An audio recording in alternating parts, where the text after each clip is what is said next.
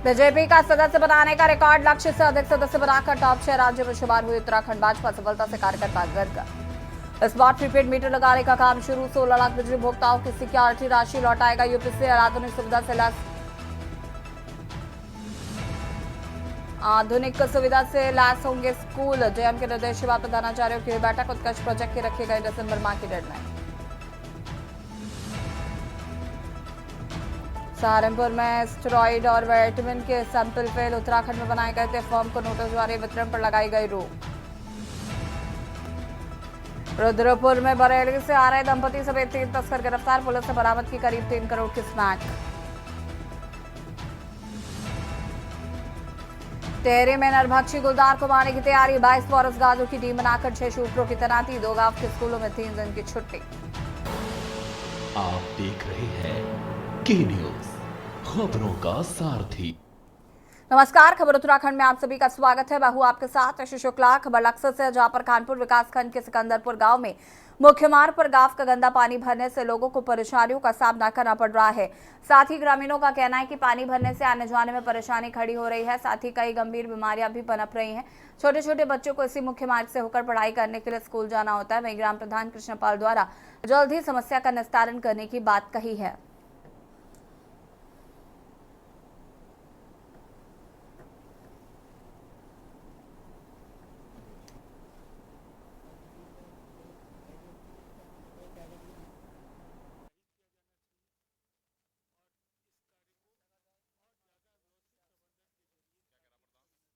प्रधान ने जोर तो खुदवा दिया, अब नाली की व्यवस्था देखो जब सरकार नाला पास करेगी। देखिए, मेरे गांव में जो पानी की समस्या है, ये जब से मेरे गांव की पंचायत बनी है अलग से, तब से ही समस्या लगातार चली आ रही है। इसी पे मेरे गांव का चुनाव भी होता है, लेकिन हमने धरातल पर उतरकर चुनाव होने के तुरंत बाद इस पर काम किया और अपने गांव में एक तालाब का निर्माण किया। खबर हल्द्वानी से है, जहां पर एसओजी और पुलिस ने अवैध हथियार बनाकर उनकी तस्करी करने वाले 2 तस्करों को गिरफ्तार किया, जिनके पास से एक अवैध देसी तमंचा और एक देसी अवैध बंदूक सहित 4 जिंदा कारतूस बरामद किए गए हैं। पकड़े गए आरोपी अनिल सिंह और सर्वेश कुमार मुकानी क्षेत्र के रहने वाले हैं। दोनों आरोपियों को पुलिस ने भवन डॉट नालाबासी रोड बुखारी से पकड़ा है।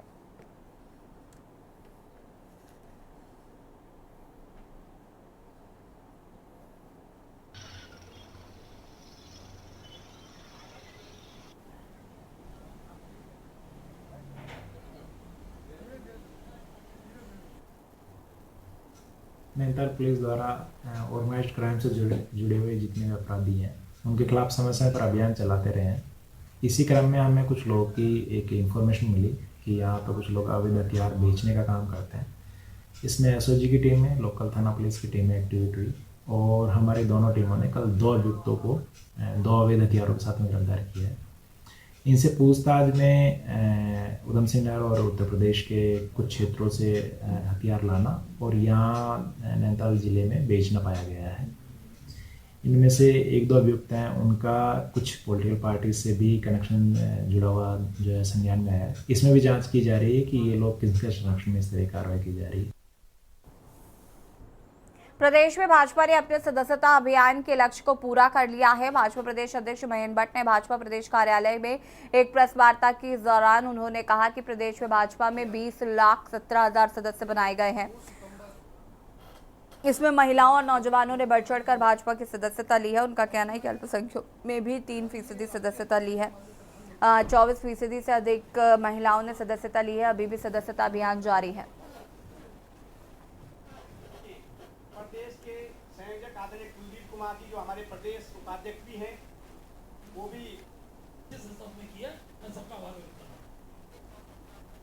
भारतीय जनता पार्टी का उत्तराखंड देश के उन 6 राज्यों में है जिन्होंने अपने लक्ष्य को पूर्ण किया है और 20,17,397 सदस्य हमारे उत्तराखंड राज्य में बन चुके हैं। सदस्यता क्रम लगातार चलने वाला क्रम है, क्योंकि संगठन के गठन की दृष्टि से सदस्यता का इस टाइम पीरियड तय होता है। उसके अंतर्गत हर राज्य को अपना लक्ष्य दिया जाता है। हमने वो लक्ष्य को पूर्ण किया और मुझे बताते खुशी है कि अब सदस्यता अभियान के क्रम में भी हम बहुत जल्दी उत्तराखंड राज्य के सर्वाधिक सक्रिय सदस्य ये भारतीय जनता पार्टी में दिशा में गति आगे बढ़ेगी। आपने कहा कि भारतीय रेलवे लंबी दूरी की कनेक्टिविटी को बेहतर बनाने के लिए नई ट्रेनें संचालित कर रहा है। इसी क्रम में कुमाऊं में पर्यटन को बढ़ावा देने के उद्देश्य से लाल कुआं से बांद्रा टर्मिनस तक साप्ताहिक सुपरफास्ट ट्रेन का मुख्यमंत्री पुष्कर सिंह धामी ने वीडियो कॉन्फ्रेंसिंग के माध्यम से लाल कुआं से ट्रेन को विद्युत रूप से हरी झंडी दिखाकर रवाना किया। इस दौरान पूर्व केंद्रीय राज्य मंत्री एवं नैनीताल लोकसभा सांसद विजय भट्ट, लाल कुआं विधायक मोहन सिंह बिष्ट, रेलवे जयनगर मंडल की डीआरएम रेखा यादव सहित कई गणमान्य लोग मौजूद रहे।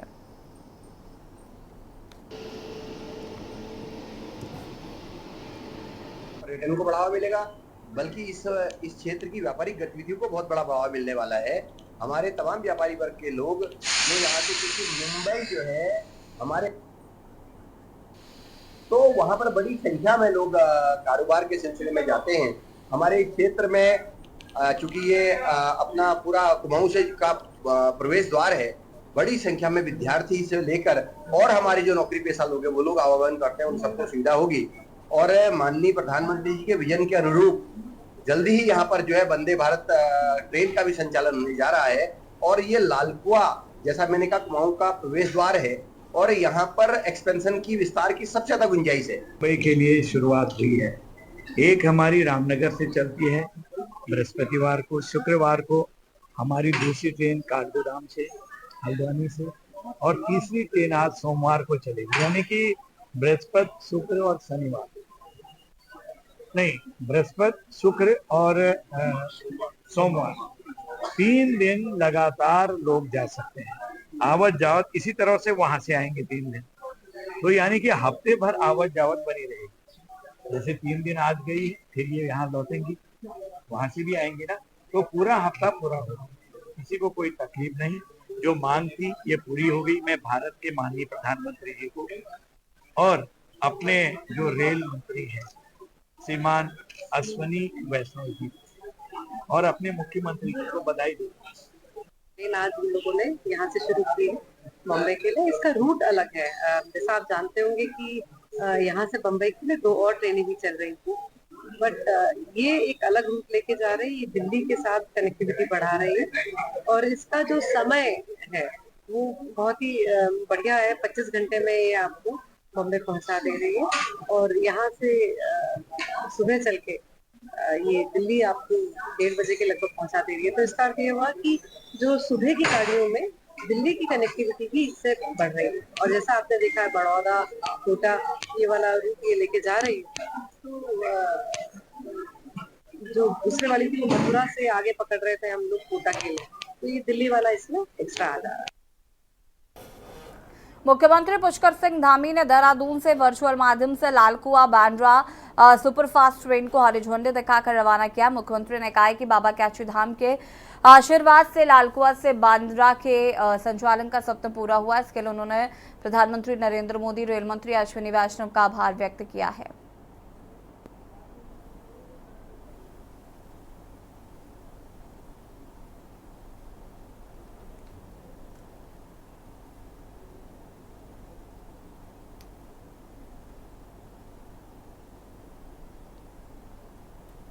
नीम करोली बाबा के आशीर्वाद से आज लाल कुआं से बांद्रा ट्रेन का संचालन का जो स्वप्न था, हम लोगों की बहुत लंबे समय से जो मांग थी, वो मांग पूरी हुई है। इस अवसर पर मैं आप सभी को बहुत बधाई देता हूँ, बहुत शुभकामनाएं देता हूँ।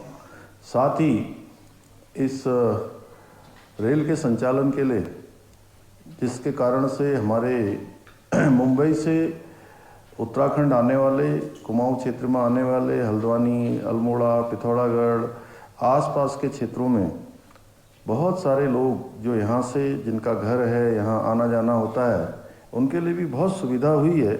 मैं इसके लिए आदरणीय प्रधानमंत्री जी का और आदरणीय रेल मंत्री जी का दिल से आभार प्रकट करता हूँ। भाइयों बहनों, इस रेल के संचालन से लाल कुआं बांद्रा एक्सप्रेस के रामपुर, मुरादाबाद, गाजियाबाद, हजरत निजामुद्दीन, मथुरा, सवाई माधोपुर, कोटा, बड़ोदरा, सूरत आदि रेलवे स्टेशनों से जुड़े लोगों को यात्रा करने का आसानी से विकल्प भी मिलेगा और उनका समय भी बचेगा। जहां तराई के लोगों को भी इससे काफ़ी मदद मिलेगी। कैबिनेट मंत्री गणेश जोशी ने दून विहार, जाखंड, देहरादून में पेयजल के विभिन्न योजनाओं का उद्घाटन किया है। उन्होंने दून विहार प्रतरण प्रणाली पेयजल योजना के निर्माण कार्य का विधिवत उद्घाटन किया।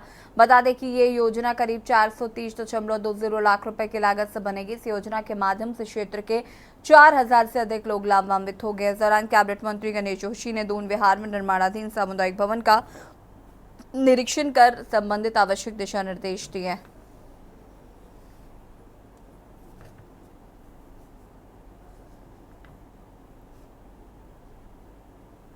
2007 में ऊपर पार्क की होर्डिंग थी। मैंने आपसे एक बात कही, मैंने कहा था अगर आप देखिए, आज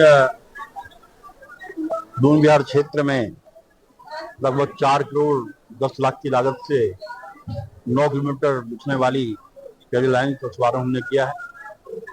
क्योंकि एक बार व्यक्ति बिना सड़क के पानी रखता है, बिजली के रह सकता है, लेकिन बिना पानी की व्यक्ति रह नहीं सकता।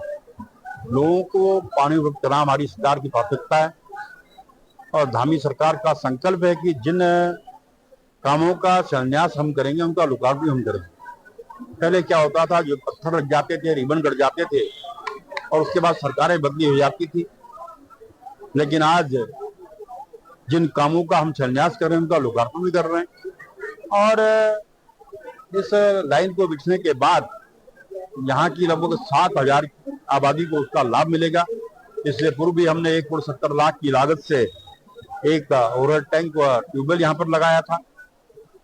इस अवसर पर मंदिर समिति के अध्यक्ष जी ने मांग की है कि यहाँ पर एक सोलर प्लांट लगाया जाए। इसकी घोषणा मैंने की है, सिविल यूज को हम लगाएंगे, क्योंकि भारतीय जनता पार्टी की सरकार जनता की सरकार, जनता के द्वार, इस नारे को लेकर काम करती है। और हमारे युवा मुख्यमंत्री धामी जी के नेतृत्व में सरकार लगातार संवेदनशीलता से काम कर रही है। मैं इसके लिए धामी जी को शुभकामनाएं देता हूं, बधाई देता हूं।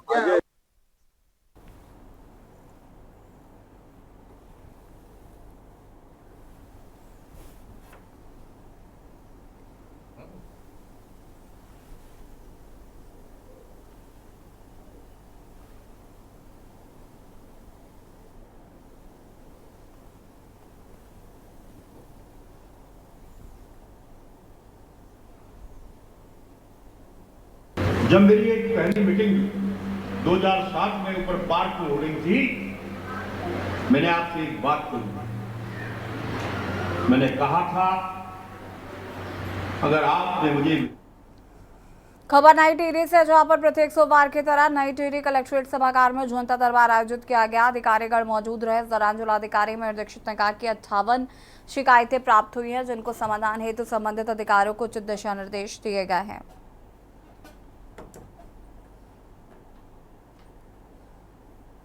जन सुनवाई में करीबन 50 शिकायतें रजिस्टर हुई हैं और इसमें विभिन्न डिपार्टमेंट से रिलेटेड थी, जैसे पेयजल, पीडब्ल्यूडी से रिलेटेड, सिंचाई से रिलेटेड। और इसमें अधिकतर शिकायतों का हमने निस्तारण किया है। कुछ शिकायतें ऐसी थी जिसमें धन आवंटन की आवश्यकता होगी, उसमें एस्टिमेट बनाने के लिए बताया गया है। नैनीताल का नैनी झील अपनी खूबसूरती के लिए दुनिया भर में मशहूर है। झील की बदौलत कई लोगों की रोजी रोटी चलती है। सैलानियों को झील की सैर कराने वाले नाविकों ने बताया कि पहले के मुकाबले पानी गंदा हुआ है। उनका कहना है कि झील में मलबा, कचरा और सीवेज का पानी भी आता है, जिसकी इसकी गहराई कम हो रही है। देखिए रिपोर्ट।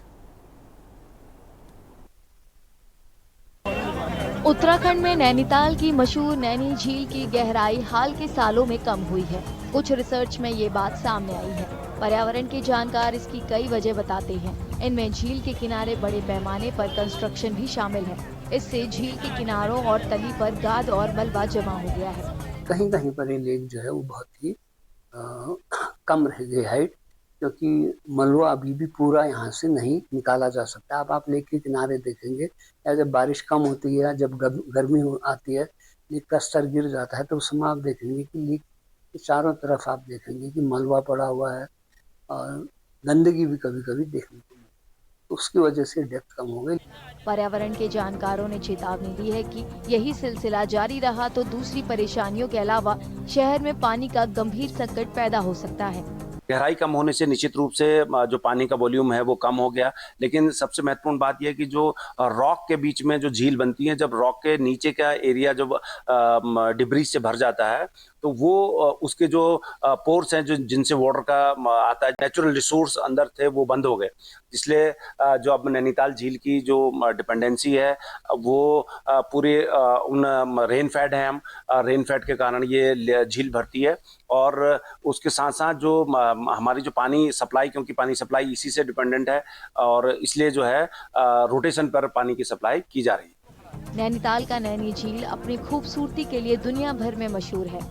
झील की बदौलत कई लोगों की रोजी रोटी चलती है। सैलानियों को झील की सैर कराने वाले नाविकों ने बताया कि पहले के मुकाबले पानी गंदा हुआ है। उनका कहना है कि झील में मलबा, कचरा और सीवेज का पानी जा रहा है, जिससे इसकी गहराई कम हो रही है। इसकी गहराई सर पहले तो बहुत ज्यादा हुआ करती थी, अब लोगों ने अब मकान बना दिए, प्रशासन ने उस समय ध्यान नहीं दिया और मलबा लोगों ने नाले में डाला, ये तालाब में समा गया। उसके बाद गहराई कम होते गई। इस समय इसकी गहराई लगभग 27 मीटर है। झील है, जब तक हमारा ही क्या, नाव वालों का ही क्या, औरों का भी रोजी रोटी इसी से चल रही है। नहीं ऐसा तो नहीं, अब तो बहुत कम हो गई ना। हालांकि अधिकारियों का कहना है कि झील की रखरखाव के लिए लगातार उपाय किए जाते हैं। नैनी झील का जो एरिया है वो है 46.70 हेक्टेयर और इसकी जो अधिकतम गहराई है वो पाषाण देवी मंदिर के पास 27.15 मीटर पाई गई है और इसकी जो एवरेज डेप्थ है वो 17.76 मीटर है। क्लीनिंग को लेकर क्या काम कर रहा है सिंचाई विभाग? सिंचाई विभाग द्वारा जो नैनी झील में नाले समाहित होते हैं उनकी प्रतिदिन साफ सफाई और उसमें जो प्राकृतिक कूड़ा कचरा जैसे पेड़ की पत्तियां, टहनियां इत्यादि आती हैं, उनकी नियमित रूप से साफ सफाई की जाती है। नैनी झील पहाड़ पर बसे नैनीताल में सैलानियों की पसंदीदा जगह है। इसमें हर साल लाखों सैलानी सैर करते हैं। जानकारों का कहना है कि झील की गहराई में कमी चिंता का विषय है। इसकी खूबसूरती बनाए रखने के लिए तत्काल कदम उठाए जाने की जरूरत है।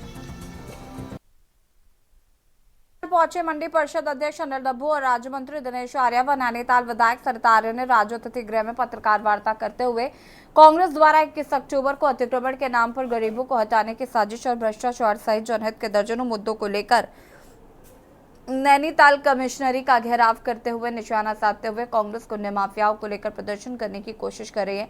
हरियाणा में मिली हार से कांग्रेसी बौखलाए हैं। मुख्यमंत्री धामी के नेतृत्व में प्रदेश विकास के पथ पर अग्रसर है।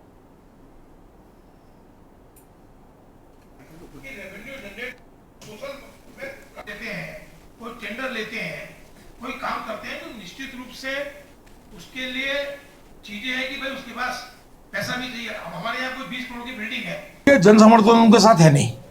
वो माफिया, गुंडे, बदमाशों की एक टोली लेकर प्रदर्शन करने की कोशिश करेंगे। उनके पास कोई जन समर्थन नहीं है। अभी लोकसभा में पता लग गया, बहुत इधर उधर कर रहे थे। 60 सीटों पर 70 में से बीजेपी जीती है। लोग विधानसभा में बाहर हो चुके हैं क्योंकि कांग्रेस का चरित्र लोग समझ चुके हैं कि कांग्रेस अपने इशू लगाकर दबाव बनाती है। आज रेवेन्यू अच्छा वसूला जा रहा है, आज सरकार लोग के काम कर रही है। मुख्यमंत्री जी की इतनी योजनाएं, यूसीसी से लेकर नकल विरोधी से लेकर दंगा विरोधी, कितने कानून, 50 से ज्यादा कानून बन गए हैं और बौखलाई हुई है युवा मुख्यमंत्री की लोकप्रियता से। इसलिए अनर्गल बातें करने के लिए दुष्प्रचार, जैसे बीच में संविधान के बारे में लोकसभा में दुष्प्रचार करने की कोशिश की, वैसे ही दुष्प्रचार करने का प्रयास कर रही है। रामनगर में रविवार को अज्ञात चोरों ने एक प्रवक्ता के घर में गैर मौजूदगी के बाद घर का ताला तोड़कर लाखों रुपए के जेवरात, हजारों रुपए की नकदी चोरी कर ली। घटना के बाद जहां एक और इलाके में हड़कंप मचा हुआ है तो वहीं पुलिस भी मामले की जांच पड़ताल में जुट गई है।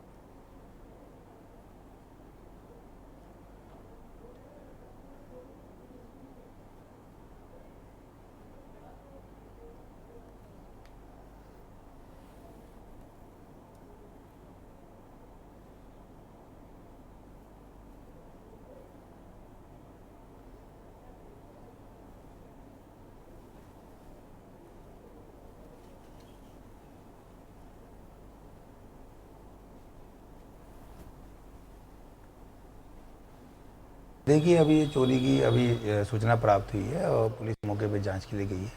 अभी जिस संबंध में जांच कर रहे हैं और अभी इसमें तहरीर प्राप्त नहीं हुई है।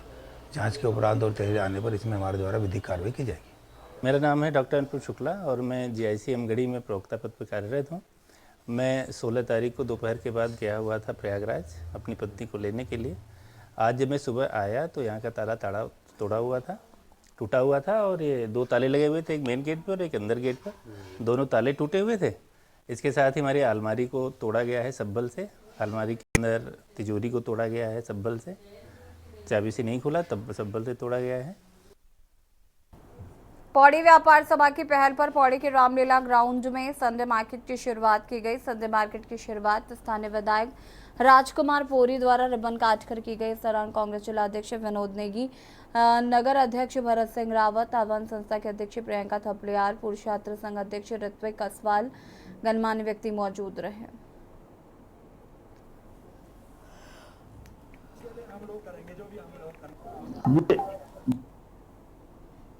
ऐतिहासिक कदम व्यापारिक संगठन के द्वारा यहाँ पर लिया गया है और ये बहुत महत्वपूर्ण एक पौड़ी के लिए कार्यक्रम बना है।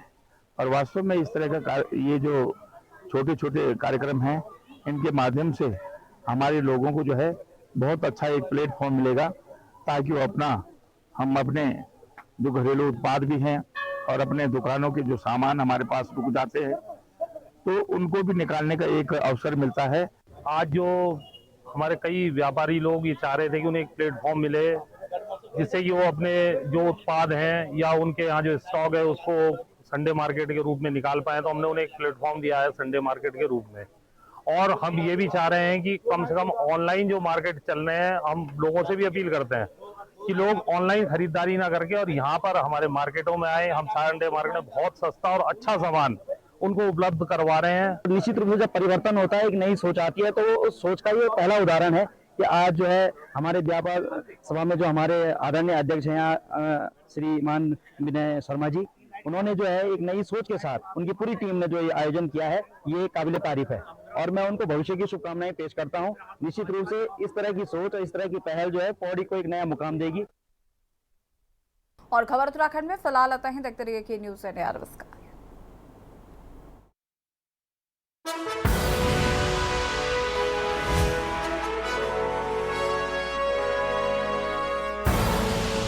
आप देख रहे हैं के न्यूज़, खबरों का सारथी।